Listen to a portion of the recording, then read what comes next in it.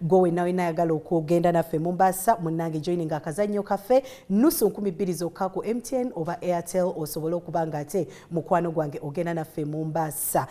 Olunaku olwaleero emboozi y'eggwanga ffenna tumanyi nti omwaka guli kuggwaako naye tubuuza otuusewa n'ebiruubiriro byo ezo resolutions wagamba nti omwaka come 2025 nina okubanga nfumbiddwa nina okubanga nzadde nina okubanga kwegamba ng'olina ky'okuzi otandise bizinesi otambuddeko ebiruubiriro byo otuusewa. Kyamukisa mulungi tulina Hajjat Zaituni agenda kuba ng'atangaza ku nsonga eno. Abantu bangi tubalabye nti ate munango omwaka guba guggwaako abamu bagenda maaso n'agenda neekubya pressure abalala ne bawulira nga buli kimu kibatamye n'ebintu ebiringa ebyo. Olunaku olwaleero Hajjat Zaituni agenda kuba atangaza ku nsonga eno ate jjukira ono life coach.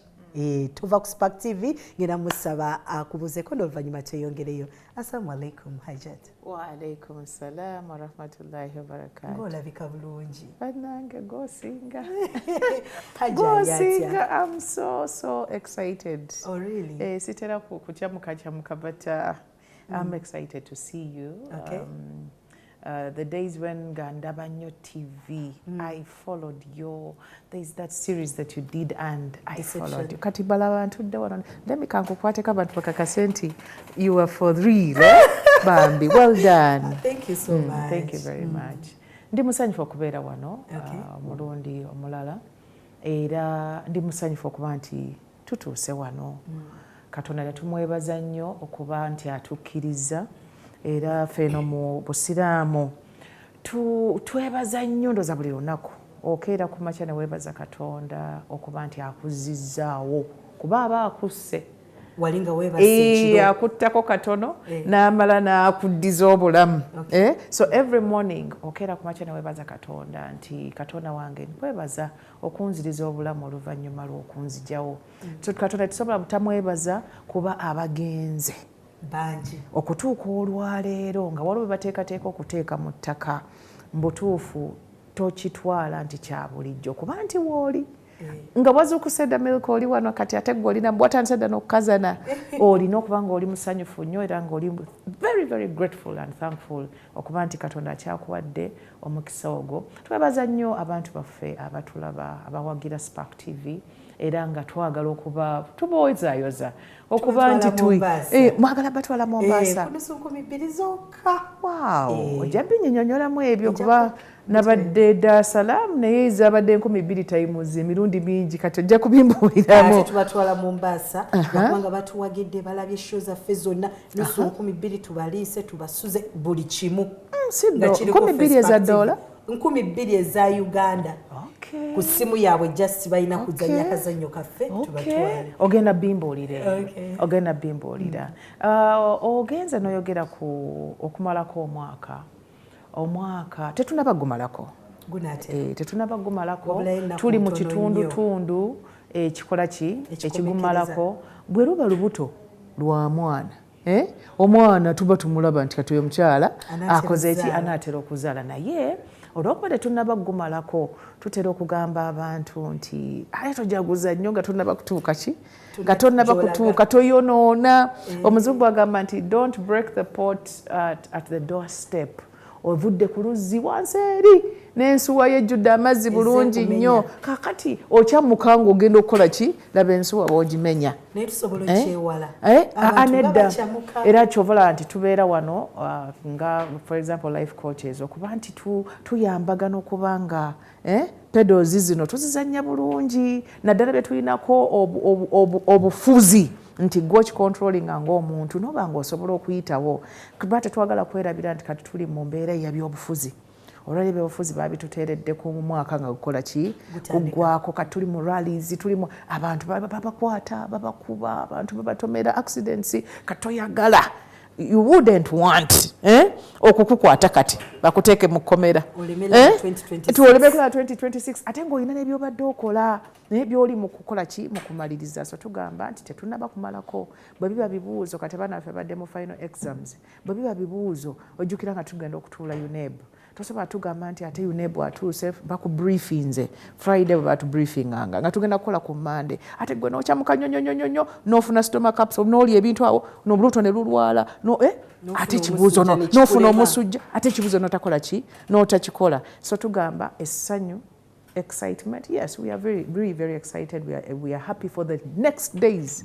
Kirungi nnyo kubanga ebijja osuubira birungi osuubira bikusanyusa kati weekumeekume weekwatekwate weerabirire osobola okutuuka ku byokola ki ku byosuubira. So tukugamba omwaka tegunnaggwako tugenda kugumalako. Abantu abasinga beebuulirira mukadde kano. Yes. Omuntu weebuulirira okiyiga bw'oba tokimanyi naye nga abakuza abaana tubakubiriza ti mwana wange siikamu weewulirize weegambeko ogundi naye gwe kati towulira nti essaawa ekubye towulira nti kati tubeere waka kati nze waka bwe mbeere waka mupimu ebintawaanya ennyo n'abaana bange swala okusaalako tusaala emirundi emeka 5 but good enough kati tulina emizindaalo tulina emizikiti gituliraanye kati basooka ne baziina ku muzikiti ku kyalo kati katabanika kagamba naye gwe bw'owulira nga baziinye ku muzikiti gwe teweebuulirira teweetuma mangu nti nange kati eswala ekoze eki so omuntu ono tumukuza okuva mu buto nga asobola okwebuulira bw'oba tokimanyi osobola okiyiga kubanga kirungi nnyo kubanga osobola gwe okwegamba nga ffe tetunnakugamba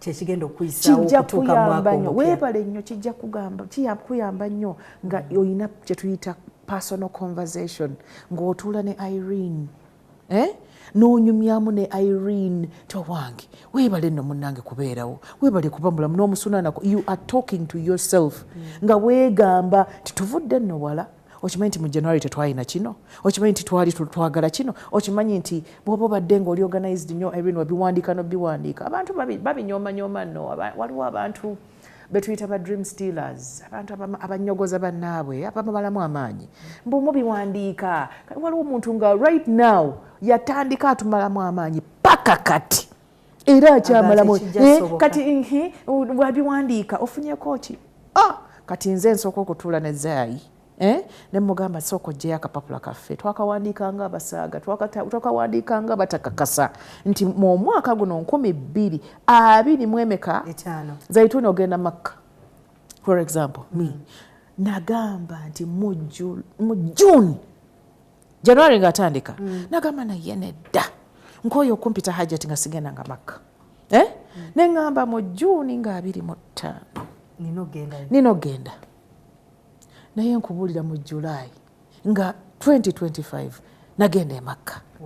Oba kitegedde? Thank you my dear. Kati gwe tuula naawe kubanga programu y'omwaka eno yiyo nga ggwe you truly olina ebirooto byo nga bibyo nga ggwe olina ebitannaggwa olina obulumi nga ggwe waliwo by'osobola by'otannakola waliwo by'olaba ng'ogenda kukwatako waliwo ebikyazitoye olaba nti mulimu gwo nga ggwe kubanga nze sibimanyi ne bwe nkutunuulira bwe nti ne nkwetegeeza sobola kukola ki kati tukugamba nti tuula naawe onyumye naawe gyayo akapapula ko kali otunuleko ogambe emirundi egisinga bw'oba wabiwandiika ne bw'oba byali 10 waakiri olinako kimu you have that one achievement kikuze era wano bwe tuba tugamba nga tumalako omwaka kye tutandikidde celebrate that achievement that 1 out of 10 esobola tokuwa amaanyi n'ebiri omwenda n'onokolako ebirala 3 n'onokolako ebirala 6 olaba ogenda mu 7 out of 10 so tukugamba gwe kennyini you are the player.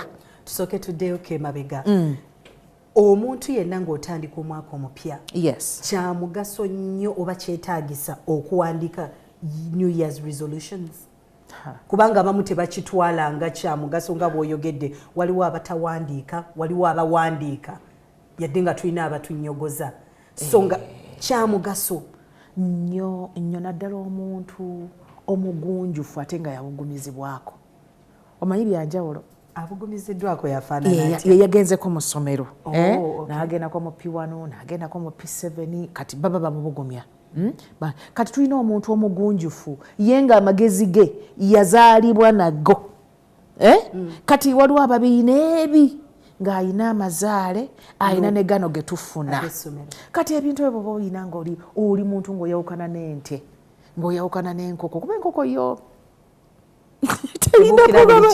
enkoko ekeera bw'ogigulira swi it has a minimal it has that natural program nti eyingira negera netakula nerya nekola ki nekomawo naye eyawukanira ddala ku omuntu ategeera omuntu alina amagezi omuntu atunula gy'alaga omuntu alina ebirooto amanyi kyayagala ate nno munaye olw'okuba nti nga bwe tugambye nti bibyo tuula wansi naawe ate no bwe budde n'obwokuwandiika ate ebya 2026 buno bwennyini yes tolinda ate December kati ate December tugenda kuya mu celebrations zaago n'omwaka kati ate wasetinze dde ebyaki ebya 2026 kubanga omuntu eyeteekateeka amangu when you prepare earlier prior preparation osinga ate ayingidde omwaka atali mu January ate lwatandika okukola ki oyinza okufiibwawo bwe wandikoleddeawo mu the earliest of the year katugamba ssaawa yakola ki yakuwandiika naye tukugamba bw'otawandiika obusiraamu butugamba nti ekiwandiike munnange tekyerabirwa naye ekisomeddwa tekyerabirwa naye ekiwandiike kikala when you write something katulaba kapapula ke wawandiise kagenda kubeera bwe katyo paka ate nakawandisiza peeni si penso okujjawo ng'okayuzizza oba okokyeza naye ogenda kukasanga ewantu 1 year from now nogambe wait a second and that paper still has beautiful information twayogera nno ne ku bino bannange nekino kino saakyogerako akapapula ako kakala kakuuma ebintu jjukira obwongo buno butagala byosoma ebimu tokyabijjukira oba weetaaga okuddamu obisome bitwasoma kati abantu oyinza okubuuza what is photosynthesis ng'olina okutuula obukimanyi naye tekiri wano kumpi naki tekiri ku bwongo kumpi so nga yawandiika ajjayo buziki photosynthesis is the process by which kati omuntu eyawandiika ayawukanira ddala ku muntu atawandiise era kya bbeeyi nnyo okufuna akadde tukubiriza nnyo no mu coaching n'abantu bonna batulaba these are things that we do ng'abantu genda mu kabira genda mu gardens genda mu akafo akakakamu akataliimu biwoggana jjayo kapapula jjayo ne kapeeni wandiika by'oyagala ng'obyeyagaliza nga ggwe bimuyita vision.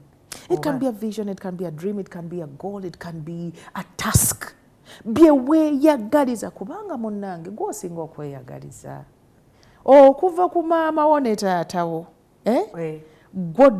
actually gw'osinga okweyagaliza omuntu addako ye maama wo ne taatawo kubanga ye buli kyomugamba mami njagala mmotoka ti mwana wange Katonda agikuwe mami njagala kino mwana wange maama yawelekeza Sala ye akikwagaliza oba kifaanana nikyo oba tukisobola oba obuzadde okujjako abazadde abatono tubalinamu mwana wattu kyewuunyisa n'osanga maama ng'ate tayagaliza ki mwana we naye batono it's a very small percentage kuki so tukugamba sit with yourself weka wandiika okuva ku katono paka ku gunene bw'omaliriza okuwandiika tuyamba oteekeko obudde tinandyagadde okukyusa akaviiri kano next week tutandikire ku katono ku katono tinandyagadde nsereke ennyumba yange by June oba by end of 2026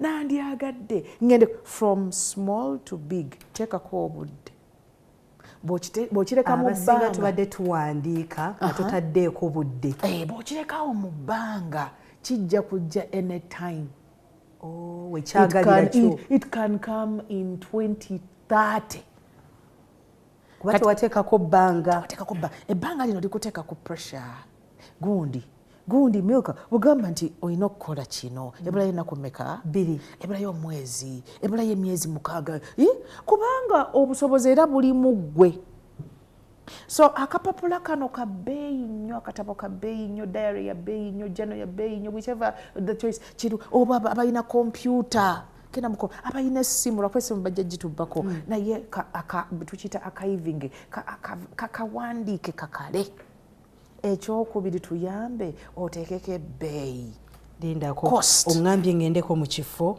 ŋŋendeko mu forest netwale out nga ndinzeka n'akapapula kange ne peni oba na buli kimu mpandiike byenjagala nteekeko time kati ekirala teekako cost naddala ekirinako monetary ekyetaaga essente bintu ebisinga nomuna byetwetaaga byetaaga ssente kyova ntukubiriza nnyo abantu look for good money, look for money. Buli muntu ategeera beera n'ekyotunda beera n'ekintu ekyokolamu essente okuteekako ssente kinyamba kati okuteekako cost kigenda kuyamba ekisookera ddala okumanya value oli wa value kiyebwe kubanga kati for example toyina essimu siina essimu essimu zino tezeekanaakana bbeeyi okusinziira ku nfunayo okusinziira ku nfuna yange n'obwagazi bwo yessimu gy'ogenda okukola ki okwagala nti njagala nkyusa essimu yange eno nve ku Samsung ngende ku iPhone.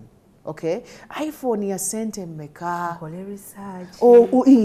kati omanye obuzito bw'ekyo ekintu ky'oyagala omanye weetaaga kukozesa maanyi genkana ki weetaaga kwegendereza ssente zo mu ngeri ki oleme kwonoona ssente ate ng'oyagala iPhone okendeze ice cream okendeze oba okirabye because you have a target nti nina okuba ne iPhone mu February 2026 neetaaga obukadde bwe ssente iPhone simanyi ssente ze muzigula but those are millions of shillings okitegedde 17 eri ku million 9 kati bw'otateekako ssente oba tomanyi ssente z'olina kunoonya z'olina kukola ki z'olina either ku savinga oba kukolerera oba ku nti ntunde ki nfune ki iPhone yo bazitundawa waliwo bazitunda less so kino kikuyambako n'okuresearchinga olina munna agendeko e China agende Dubai asobola ogikuleetera talesa so cost eno ekwongera okudrivinga n'okwongera okwetegereza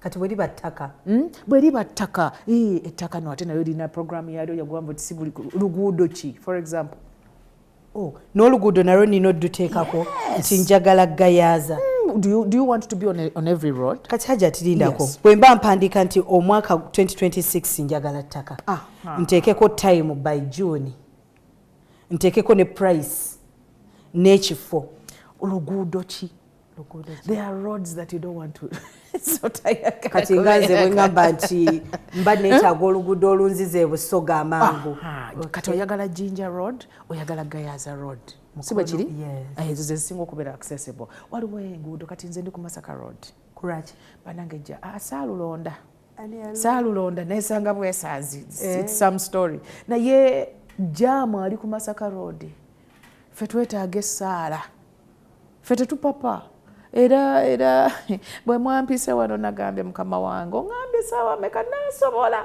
obirowooza bwoti kati waliwo oluguudo olw'embeera ey'omulimu gwo olwa jaamu olw'entambula olwa accessibility ndi munda ndi ku kkubo ettaka liriko programu y'amaanyi ddala munda ku kkubo mu Kisenyi waggulu ebyo byonna biwandiike mu tawuni because it's going to determine the price kati ate tekateekako ogenda digula kwani nakyo kikulu ogenda genda property agency oyagala lyandagaano byonna bikulu yes kikuyamba buli lwobeera nga ebintu byo bino biri clear mwana wattu birina engeri gye bigenda ate okuwandiika kulungi Irene nange nkuyize okuwandiika kulungi bw'oba ojjukira nga tuli mu kusoma ebintu byewawandiika nga wabeeranga nga bisitampinze mu bwongo obwo akakapapula n'obeera nga tokatunulako buli ssaawa somehow the biggest chunk of what you want is here okitegedde okajjayo bujja maybe kusika details ti mpozi nali njagala sente meka mpozi ani naye the more details ku kyoyagala the better for you so tukugamba nti cost on your target cost on your resolution giteekeko esoboka wakati oyinza okuba nga oyagala ettaka lya miliyoni 30 kakati tosobola kuteekako mwezi ku bantu abamu depending on your income okiraba nti cost eno egenda kudetermininga olumu ne duration nti okusinzira nti oli ku mulimu ofuna emitwalo ameka 3 okufuna ettaka ery'emiliyoni 3 kikwetaagisa bbanga ki You see that conversation. Era nze ngenda nengamba naddala bakyala bannange nti if only we concentrated singa twongera okufa ku bintu ebitukwatako singa tuliwona.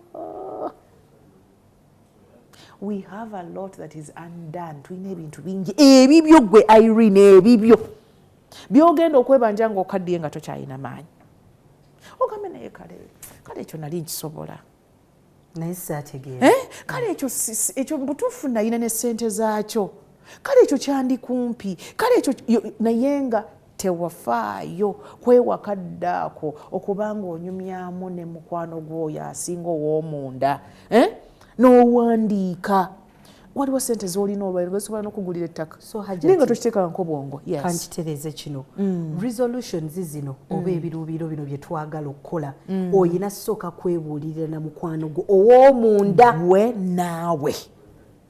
So abantu abasingawo we tubadde tukola ensobi owandiika buwandiisi tofuna time kufumiitiriza toteekawo execution time. Abawandiika nno abona balungi naye abalatera abantu tebawandiika nze mbimanyi byenjagala mbimanyi munnange obimanyi naye ojja byerabye ojja kuvaako. As a human being, you know, we have a lot of distractions.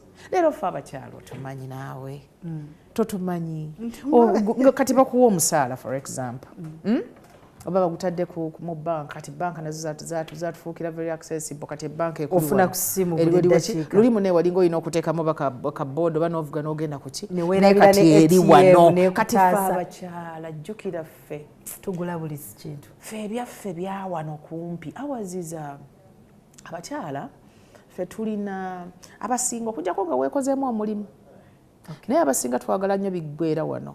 We want to please ourselves. Fete twagala nnyo tulwisa tetwagala nnyo bwe mba nzirina lwaki sigenda neetuusako te awo wennyini kyova olaba nti essente ozifuna ogenda okugira bwoti wowe ate abasajja batubuuza nnyo gwe ssente z'okola ziriwa ziragawa munnange zirina engeri gye zigendagenda mu bintu ebyekikyala olumu nga naye zigenda mu ngeri etali organized.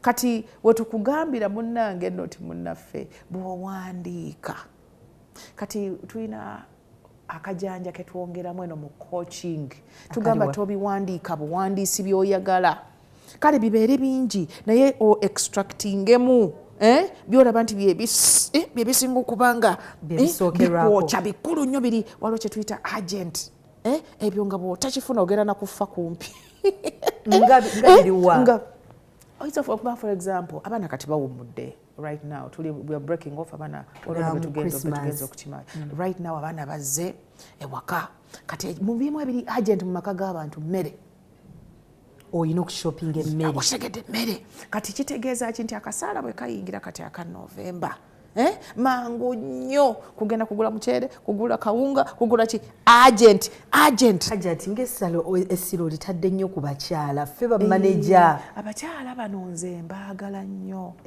abakyala ensi kwe yeetooloolera lwakuba munnaye abakyala tebamanyi ladies just don't know what they are ffe we are power ffe bwe tutereera bino ebintu biraba abaami baffe babeera they will just glide babeera bajja kuseerera buseerezi ogambye omukyala kati abaana bakomyewo abakyala wandiika shopping list y'emmere ka budget kabeerewo twetaaga ensawo y'omuceere twetaaga ensawo obubijanjaalo cooking oil tissue biki ebiri agent nti bwe bitabeerawo ennyumba esoyiza n'okukwata omuliro abaana bali wakati balina mmere tulina rent ekyo kikulu waliwo ebintu nga biri agent waliwo ebintu nga biri important tuddeyo ku mmere eva ku rent kati emmere eno bwe mba mukyala wawaka abaana bakomyewo myezi 3 gigenda kuba 3 December January paka February mpandiika ntya list eno omukyala agitegere bulungi bwetu kati nze ni maama nagambe ndi maama w'abaana 10 okimanya ekyo bana 10 yes it's an international statement wow alhamdulillah kati abaana mbuzaayo bana babiri bakomawo leero babiri balinze bibuuzo mu December kati awaka ninawo abantu 8 abalira emmere abatakola tebakola balya buli kati abaana baffe bano ate nga mwana tutabaliise bulungi tebajja kukula bulungi oba kitegedde kati tulina kye tuyita okugulako mu bulk ngeri gye bali abangi ate balinga bisaanyi basaanyaawo busaanya lanchi zibanga kilo 3 kati kyamakulu nnyo okwanguwa naddala nga Mungu akuwa oba oli mu bantu abafunayo yanguwa emisinde oguleyo bulk ensawo bw'oba osobola ya 10 ya muceere gikube waawo ewaka bw'oba osobola ya 25 kuba waawo teekawo omuceere teekawo sukaali teekawo akawunga teekawo ebijanjaalo teekawo kabuto n'ensawo y'amanda lwakuba maama amanda nabwo gatusobedde gafuumuuka bufuumuusi abata amanda then ebirala tugatisako gaasi biki n'amasannyalaze naye ebyo bulk oyo nti batoolako ne batoolako bagenda okuddamu era ng'olinawo obuweerero naye ekigambo ky'okugula kiro ya sukaali kiro y'omuceere buli lunaku ebyo tebisse maka woowe bitya gwomanyi kitegeeza okusaba buli lunaku babimanyi babiraba era kati obongeddeko era abaami obwana ate bambi wembasaasirira nga either gwoli disorganized oba wasane munongera naye tali organized oba temukwatagana temunyumya kati nga buli lunaku olina okugula kiro y'omuceere oba kiro z'omuceere meka 2 olina okugula sukaali olina okugula omuceere kati ogenda okutuuka ekiseera nga abantu bo tokyabaagala nga bakunyiiza nga nebwowulira nga bakonkona oluggi buli mukazi wo n'akutama ewaka ne wakutama yakadde kano kennyini nga ffenna bwe tumanyi nti no pulezidenti waffe President Museveni ali mu kutalaga bitundu by'embara olunaku olwaleero asuubizibwa okubeera essingiro era ngenda kusaba Koslin atubuulire embeera eri essingiro kikyalaba naki ekigenda maaso eyo na bizibu ki munnange ate byasuubira President Museveni byagenda okuba nga atangaza. Koslin oli ku Spark ku makya. Webale nnyo munnange Emilka era naawe eyekumidde ku Spark ku makya amalaku g'olwaleero nga oturabira ku TV yo oba ku ssimu yo. Wenyimiridde wano ndi ku roundabout ye Isingiro eno esangibwa mu bugwanjuba bw'eggwanga era President Museveni yatandise campaigns ze mu bugwanjuba bw'eggwanga nga abadde mu Kigezi sub-region kati atandise Nkole sub-region olwaleero ajja beera mu district ye Isingiro era ne mu district ey'Entungamo. Wabula wano mu Isingiro bw'otunulira wano emabega wange ku roundabout olabako buriboni bwa yero olabako balloons eza yero ekipande kyo kwekiri ekifaananyi kye kwekiri olabako ebifaananyi ebirala ebyababaka ab'enjawulo okuva mu Isingiro eno ekiraga nti amuudu wano ya yero olwaleero abantu beesunze okuwulira President Yoweri Museveni era akwatidde ekibiina ki NRM ebendera kubavuganya ku bwa President kyagenda obagamba olwaleero bajja kwekunganyira ku district headquarters bw'olwerezaamu wano waneeno otuuka waawo ku district headquarters era wasuubirwa okwogerako n'abawagizi be.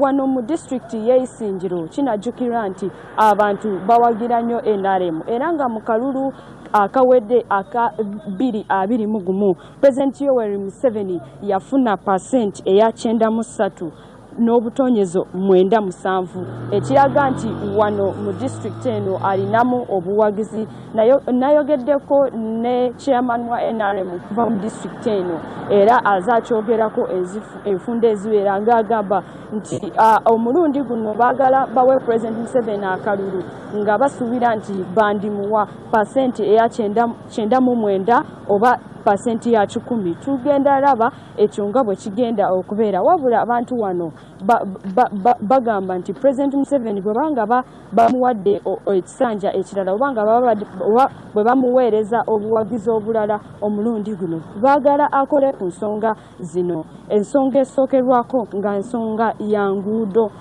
mu district y'Isingiro bagamba nti enguudo zikyali mbi nnyo bw'okozesa oluguudo oludda Nakivale ng'ogenda mu camp eya Nakivale oluguudo olwo si lulungi n'enguudo endala wano mu district y'Isingiro so bo bagamba nti President abayambeko akole ku nguudo ezo embi kubanga wano mu district y'Isingiro abantu abasinga abalimi era ne bwe weetegereza wano ku roundabout gundi ekwaniriza tooke ekitegeeza nti wano mu district eno abantu balimira ddala amatooke eno abantu balunzi b'ente bagamba enguudo zino bwe ziba zikoleddwa bulungi kiyinza obayambako ogenda mu malwaliro ogenda mu butale kinajjukira nti President Museveni yateekako enkola eya Parish Development Model wabula enkola eno bagamba nti eyinza okukola bulungi singa enguudo zino zibeera nnungi kubanga oluusi abantu ababagulako okuva ewaabwe babaseera ensonga endala eri mu byenjigiriza bagamba nti kyekiseera pulezidenti atunuulire mu kutumbula amasomero g'eno mu kukola ku masomero g'eno alabike nti amasomero g'eno nago gadda ku mutindo abaana abasomera mu masomero g'eno nabo bafune kubasomesa atendeke bafune ku classrooms ezizimbiddwa bulungi President Museveni olwaleero asibirwa okwogerako n'abantu b'eno ey'Isingiro district era tuyinza okulaba nga bwe kigenda obeera nzikiriza nkujukize nti Isingiro district eno erimu constituencies 5 era mulimu Isingiro West ng'eno ekiikiriddwa Hams Rauben mulimu Isingiro North eno ya Bright Rwamirama mulimu Isingiro South Alex Bakunda Bukanga North Nathan Byanyima wamu ne Bukanga County ng'eno ya Stephen Kangwaje era population yeno abantu bo bawerako kubanga Isingiro yemu ku district muno mu ggwanga nga ye district ennene ennyo Isingiro eno nnene ennyo ate erimu abantu ab'enjawulo abagezaako okutambuza obulamu katulabe tugenda laba president kikyagenda okugamba abantu b'eno wamu n'abantu b'entungamo nze Kuslin Nakayira okuva wano Isingiro kankudize Milka amachamalungi tweyanza nnyo tweyanzege Koslin ndowooza Museveni ajja kuba ayogera ku nsonga ezo zoyogeddeko ensonga z'enguudo ensonga z'amasomero zikolebweko naddala bannaffe abali mu kulima kyekintu kikulu nnyo nti munnange enguudo ate bwe zikolebwako munnange ate buli mulimi aba asobola okwakisesinga obutale nga bw'ayogedde ekifo munnange ekyayisingiro ffenna tukimanyi kisingamu ba NRM abakulembeze era olunaku olwaliro Museveni agenda kuba aba flag bearers aba flagging off okugenda okuba ng'ate banoonya obululu wabula nga tuzzeeyo mu mboozi yaffe ey'olunaku olwaliro tuli mu kwebuuza nti gwe omulabi wa Spark TV nga tuvudde mu by'obululu otuusewa n'ebirooto byo ng'omwaka guggwaako tulina coach Zaituni olunaku olwaliro ng'ono life coach era ng'atangaza ku nsonga eno akadde kano kennyini ngenda mubuuza ku pressure ejja naddala singa weesanga nti ebirooto byo oba ebiruubirirwa byo tosobodde bikola mwaka guno kikyobozaako wow Hajat enyabo ongambye nkole listi nagikola olusi saagiwandiika kati neeteeseteese omwaka oguddako in fact ne wengendera leero okuva ku show ngenda kugula akatabo nga kaliko 2026 era nfuneyo akadde nsobole okugenda okuwandiika vision yange nsobole okulaba nti mistakes ze nakola mu 2025 sizikola mu 2026 naye ekibuzo kyange bwenkeera ku makya nga nabiwandiika byonna ntudde olunaku olwaleero ndaba Spark TV mbijjeeyo siina kye naafunye kikyenjezaako oli muntu ekisookera ddala oli muntu omuntu alina ebitendo bye ebirungi n'ebyobunafu omuntu yeerabira omuntu agayaala omuntu anafuwa omuntu avaako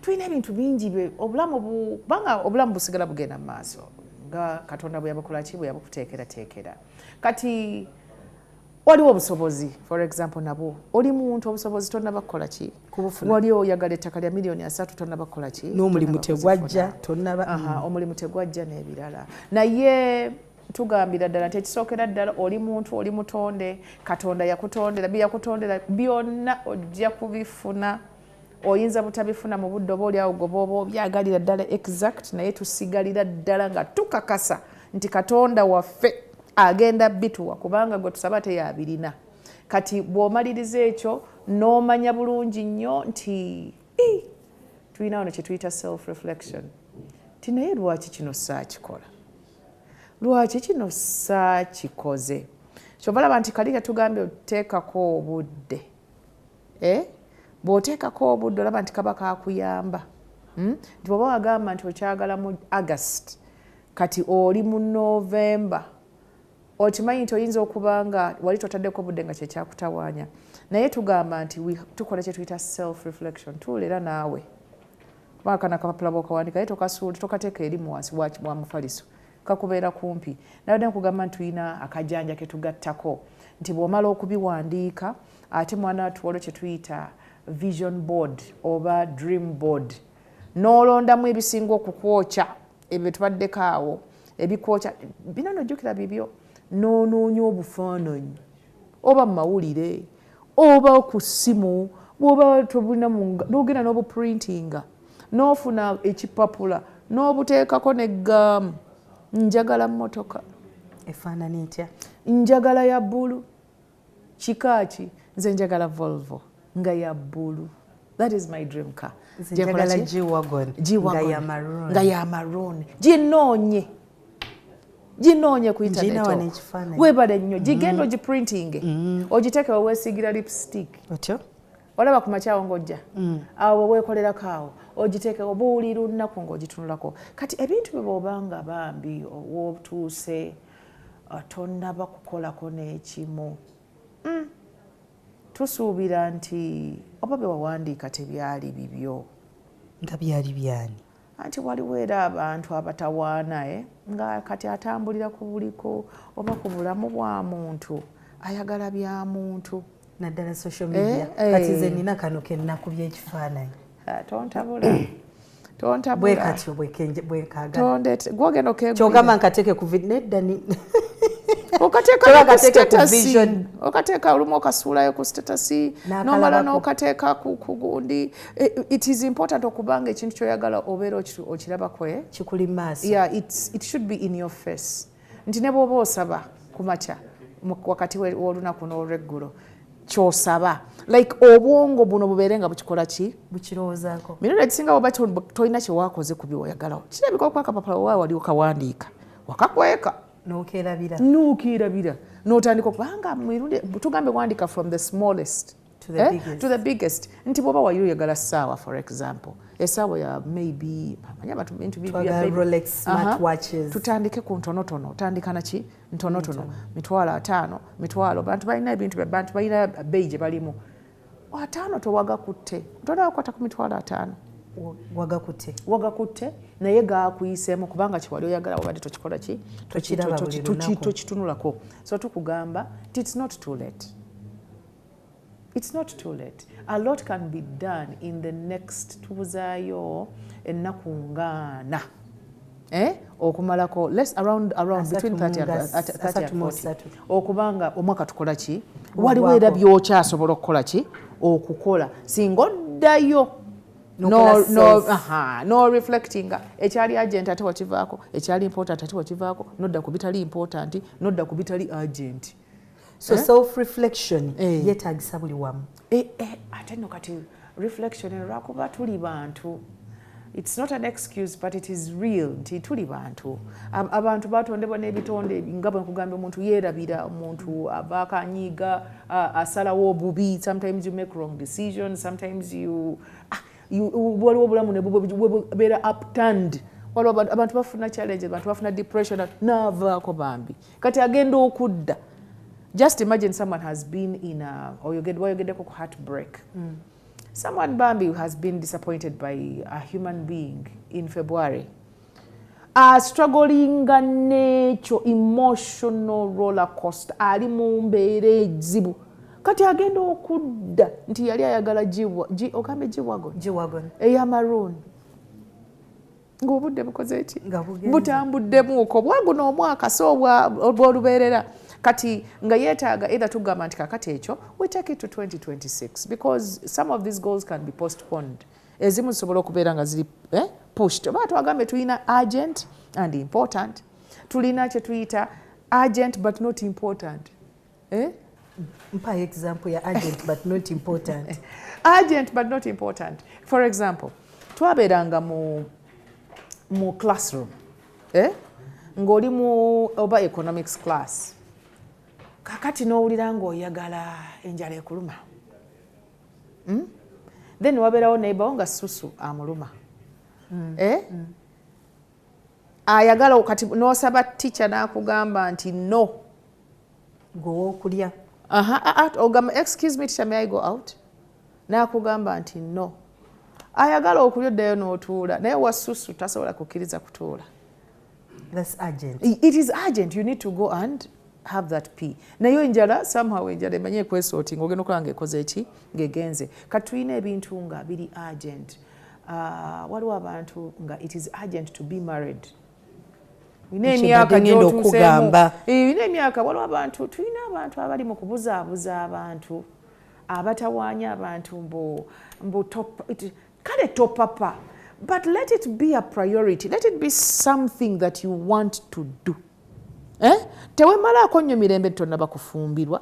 But let it be something that is important. Something that you have put on your agenda. Kubanga bw'otakisembeza mu bintu by'olowoozaako by'oyagala by'opulaningira kidda mu bintu oba oliawo bitagenda kubeera. Hajjati awo ngenda okubuuliza. Kati bwe neesanga ku makya nga nina omuntu gwe ndi naye mu relationship. Abasajja bo tebatera kubaako na time abamu. Abamu of course beeterawo time limit n'agamba by 35 nina ofumbirwa. Naye kati ffe abakyala weesanga by 35 obuzaayo emyaka 4. Biological clock naye ekola ki emyaka 5. Biological clock naye ekugamba nti bw'oba tonnazaala mu kana akadde. Kati bwe neesanga ku list yange nateekako I must find a relationship or I'm with this Tom and then Tom has to marry me. Omwaka guweddeko takomiti nze. Anti kakati ogasa ebintu bingi awo. Byonna abakyala bangi. Obirese bingi kati tetwagala kuyisaamu ddoboozi liteeka abakyala ku pressure. Okay? Naye nga bwe twatandise twagambye nti obulamu busigala we buli, nature continues to be there era ng'ekufuga. Naye tugamba nti naddala abaana aba kati nze mbeera nnyo mu masomero. We visit schools, we talk to, for example, senior 6 university students. Kati omuntu bw'oba otandika okuyingira kye tuyita adulthood. Myaka 18 kale government gye yatuwa. No, mu Busiramu it is even 15 years for omuntu waweze emyaka 15 tuba tutandise okulaba omuntu atandika okukula. Naye nga tetukuwaayo nga by force. Naye tulaba omuntu ng'atandise okukola ki? Okukula naddala mu mubiri. Naye tukugamba nti kiteeke ku bintu ebikulu mu bulamu obwo bw'oba okyagala. Waliwo n'abantu no nga tebagaana kufumbirwa. Nabo gye bali. Yes, gye bali. There are not so many naye nga gye bali and it's normal. Yes, nga takyagala. Nga mbeera ndala yenna ekimutwalamu naye nga etakola ki?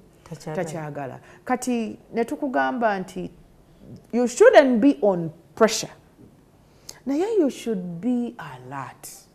Olina okuba nga oyagala okufumbirwa, bw'ozuukuka ku makya osaba Katonda wo akuwa omwami omulungi, era bw'oba otambula bw'oti radayo katookiko kakuba. Kakuba. Kati era wano we tuleetera kiri era tuddayo. Tetwagambye nti oyagala kufumbirwa. Mwami Kimilka, who do you want to get married to? Okay? Afaanana atya? Avaawa? Bamuzaalawa? Yasoma biki? Yasomerawa? Man, kubanga bw'okirekamu bbanga asanga yajja oba wayinza obutajjaawo omuntu yenna. Wow, akadde kaffe tekagenda tukkiriza kubanga ate tulambulula bulungi ensonga eyo. Wabula ngenda kusaba Hajjati Zaituni kyolekera omulabi wa Spark TV. Omwaka nga gutandika okugwako tunuulira bye wabadde oyagala. Okyaliwo togenda kufa era okyabyagala. Nze nno nkugamba yongerako kuba olina nebyolabye wali tewamanya. Yongerako byofunye byebaze nnyo Katonda era weeyozeeyoze. Ebintu byoyagala biteeke nnyo mu maaso go. Ebintu byoyagala funayo munno gwokakasa nti munno kituyambako. Sometimes we need what we call an accountability partner. Akujjukizako nti Milka wagoni tuli kuki. Olumu bw'okyerekera ovaako. Naye omunna akugamba wafunye ssente nkimanyi tugende tuteekayo deposit. Kutaka. Yes, because you shared with that good friend. Okay. Not very rare, but jebali. Bwiterevu bwetyo wetambudde olunaku olwaleero omwaka gugwaako weekube mu ttooki munnange ate ng'okola ebiruubirirwa byo teekako time teekako ssente teekako buli kimu ekyetaagisa ndowooza omuwulidde agambye nti no ate funayo omuntu agenda okujjukiza nti bino byowagamba byogenda okukola omwaka guno. Nsigadde nze Milka Irene ne kura munnange Kefas tusinkana olunaku olw'enkya Friday musiibe bulungi mweraba.